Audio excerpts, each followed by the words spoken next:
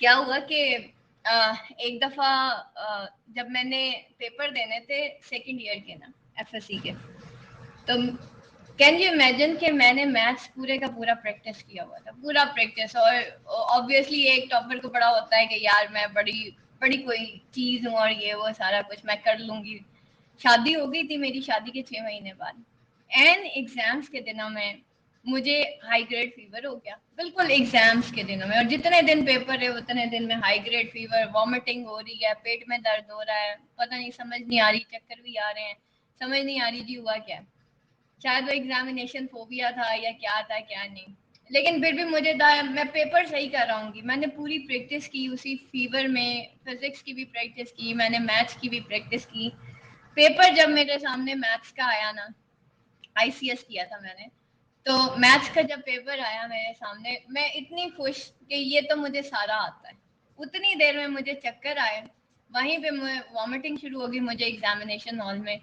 اور جب میں نے دوبارہ پیپر دیکھا، میں پین سٹارٹ کرتی تھی نا تو میرا دماغ رک جاتا تھا، پھر میں دوبارہ کرتی تھی میرا دماغ رک جاتا تھا. ٹھیک ہے، تو اصل میں کیا ہوتا ہے کہ اللہ تعالیٰ اس دن مجھے ایک میسج اللہ تعالیٰ نے دیا کہ تم سارا کچھ خود نہیں ہو. میرے کن کے بغیر تمہاری انٹیلیجنٹ، تم جتنی مرضی انٹیلیجنٹ ہو جاؤ، میرے کن کے بغیر تم کچھ نہیں ہو.